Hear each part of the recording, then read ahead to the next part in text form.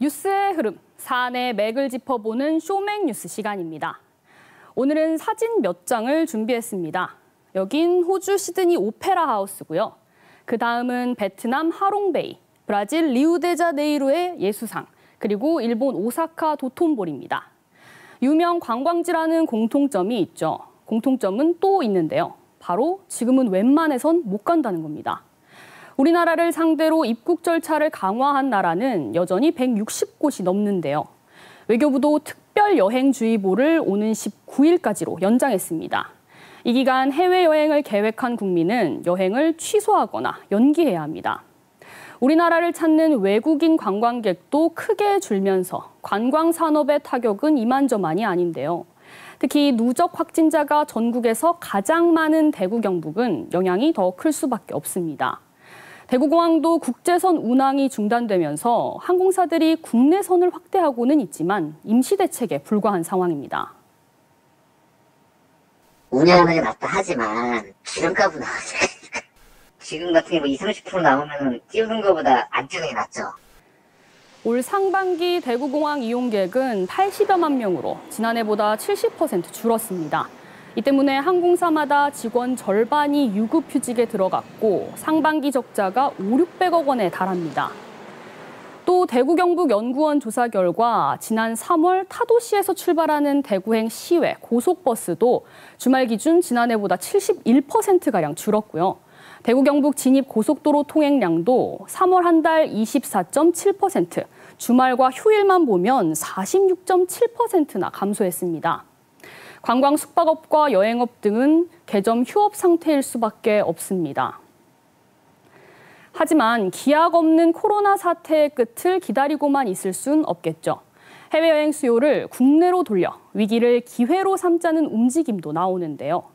관광과 방역, 두 마리 토끼를 잡기 위해 나온 용어가 바로 언택트 관광입니다.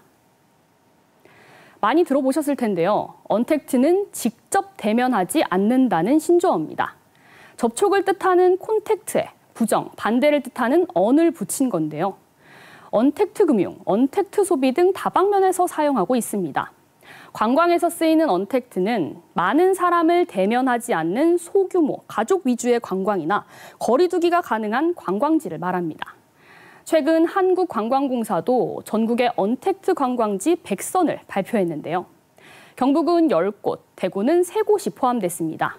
자세히 보면요. 경북에서는 포항 호미반도 해안둘레길, 구미 금오산 올레길 등 산책로 위주도 있고요. 봉화 국립백두대간 수목원, 안동 낙강물길공원, 성주 성박숲 등 숲과 공원들도 포함됐습니다. 대구도 동촌 유원지와 송해공원, 사문진 주막촌이 꼽혔는데요. 기존에 잘 알려지지 않았거나 야외 혹은 입장객 수를 제한하는 곳 위주로 지정했다고 하니까요. 우리 지역뿐만 아니라 전국의 나머지 87곳도 다양하게 다녀보는 건 어떨까요? 멀리 떠나기 힘드신 분들 언택트 관람도 있습니다. 많은 스포츠 팬들이 기다린 소식이죠. 개막 이후 무관중 경기를 해온 프로스포츠도 야구는 지난달 26일부터, 축구는 지난 주말부터 관중 입장을 시작했습니다.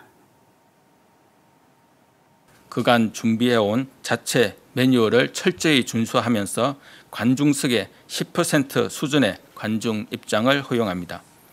그 이후에는 방역 상황을 고려하여 관중 입장 규모를 점진적으로 확대해 나갈 예정입니다.